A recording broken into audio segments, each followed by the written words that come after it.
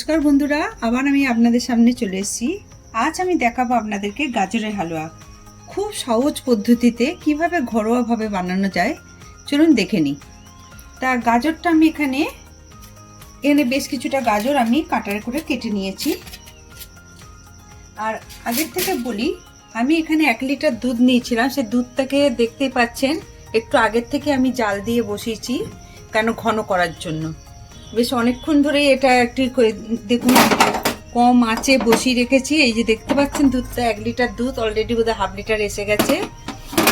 তা এটা ঘন করার জন্য আমি এই দুধটাকে একটু আগের থেকেই জাল দিয়েছি। তা চলুন এবার কি করব দেখে নিই।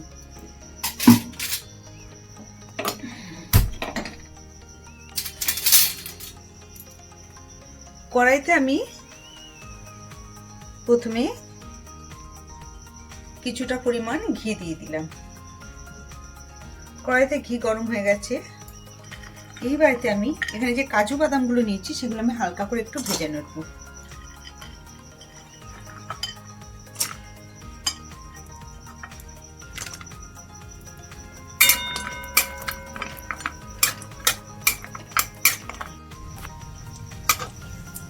বাদামগুলো দেখুন একটু হালকা করে লাল লাল করে ভাজা হয়ে গেছে। আমি একটু তুলে নেব এগুলো।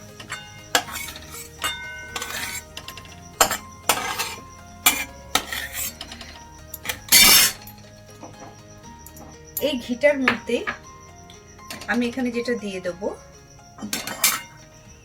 দেখুন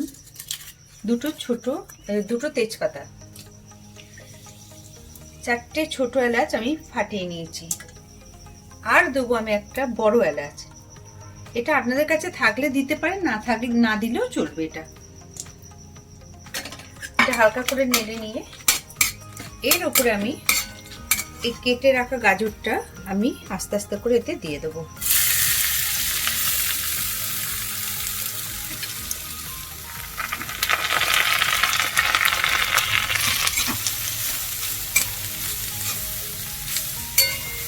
এদিকে দেখুন দুধটা কিন্তু আমার ফুটে ফুটে অলরেডি ক্ষীর হয়ে গেছে, একদম ভালো ক্ষীর হয়ে গেছে।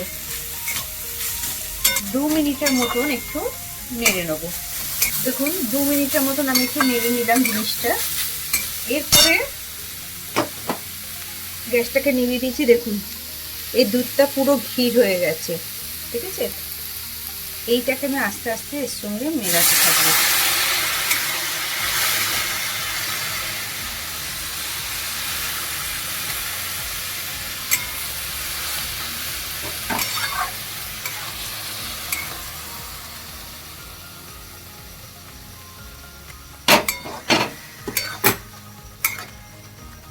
এইভাবে একটু মিলিয়ে আরো 2 মিনিটের জন্য আমি এটা চাপা দিয়ে দেবো। আঁচটাকে এই সময় একদমই দেখুন ফুল ছিল, আমি এটা গ্যাসটাকে কমিয়ে দেবো। একদম আঁচটা কমিয়ে দেবো। 2 থেকে 3 মিনিট আমি এটা হতে দেবো। দেখুন 3 মিনিট পর আমি চাপাটা দেখাচ্ছি। দেখুন এইরকম পজিশনে দেখতে হয়েছে। আমি এরকম 1 বাটি চিনি নিয়েছি। এই চিনিটা আপনারা যেরকম মিষ্টি খাবেন সেই অনুযায়ী দেবেন। আমি এখানে খানিকটা চিনি আগে দিয়ে দেবো। তার সঙ্গে আমি দেবো কিছুটা গুঁড়ো দুধ।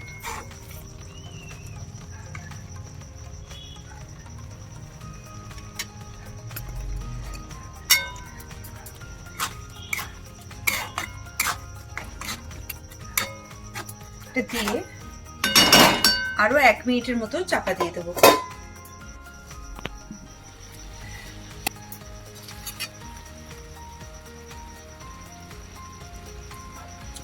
খুব সামান্য আর একটু চিনি দেবো।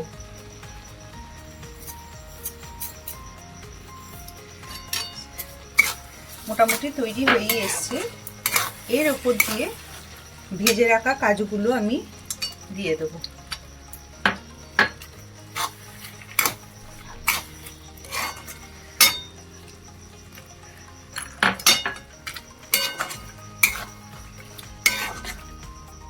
এবার আমি 1 মিনিটের জন্য চাপা দিয়ে রেখে দেবো আর গ্যাসটাকে বন্ধ করে দেবো। 1 মিনিট পর দেখুন চাপাটা খুলে আপনাদের দেখাচ্ছি কিরকম হয়েছে।